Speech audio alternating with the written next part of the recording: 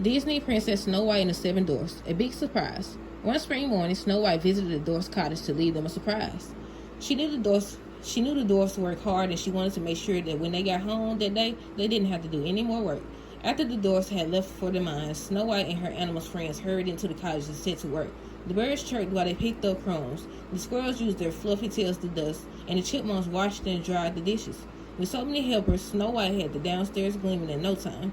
Next, they went upstairs and made the beds. Before long, every inch of the dwarf's cottage was neat and tidy. Back inside the cottage, Snow White and her friends picked supper. There was soup to be simmered and bread to be made. Before she knew it, the late afternoon sun was casting long shadows across the window panes. Tweet, chirp, a bluebird was singing outside the window. That was the signal that the dwarfs were almost home. Snow White and the animals hurried outside, hidden and peeked in through a window. When they got inside, the dwarfs could not believe their eyes. The floors were swept, the room was tidy, and there was even a freshly baked pie cooling on the windowsill. "What is that delicious smell?" Doc wondered. "Look," cried Grumpy. He went to the pot of soup.